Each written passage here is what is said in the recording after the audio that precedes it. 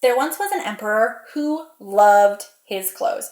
He loved to look good. He loved wearing beautiful fabrics.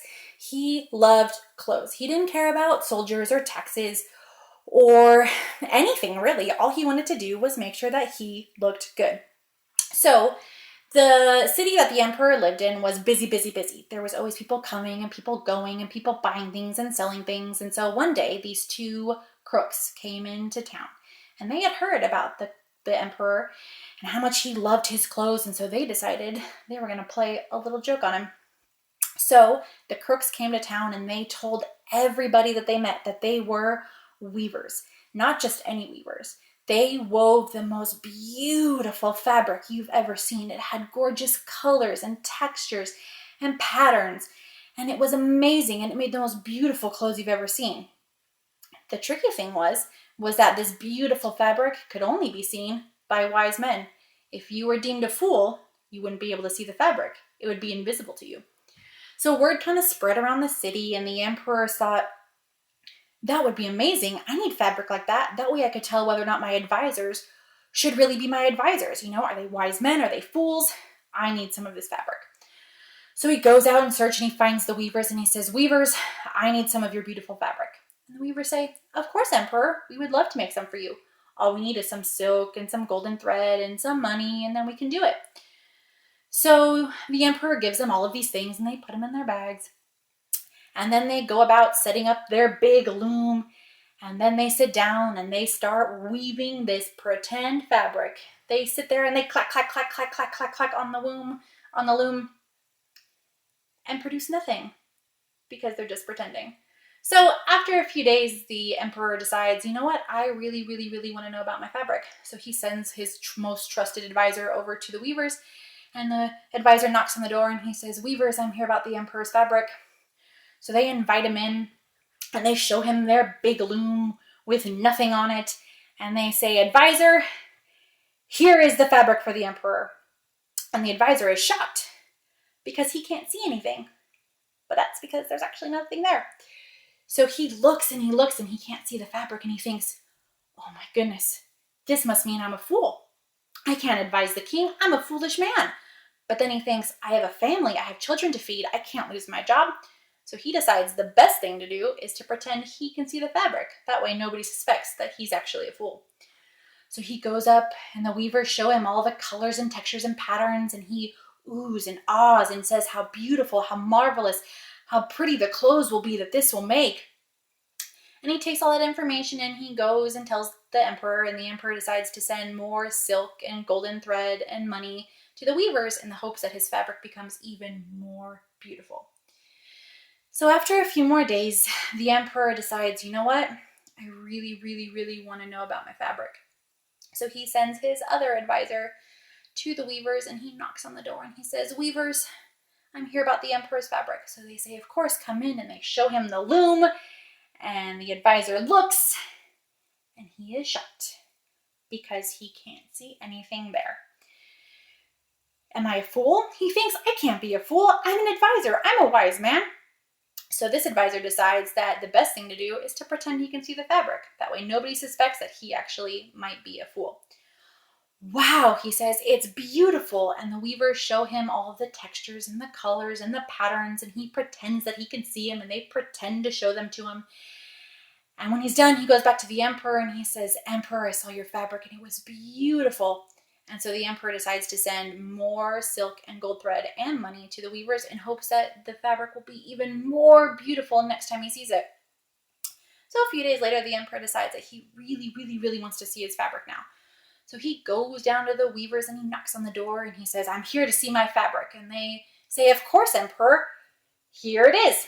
And they show it to him, and the emperor is shocked because he doesn't see a thing. He can't see the fabric at all. And all of his advisors are behind him and they're all going, wow, it's beautiful, it's radiant, it's magnificent. And the weavers start showing him all of the colors and the patterns and the textures that are in the fabric. And the emperor decides, wow, I must be a fool. Nobody can know that. Who wants their emperor to be a fool? So he decides to pretend that he can see the fabric as well.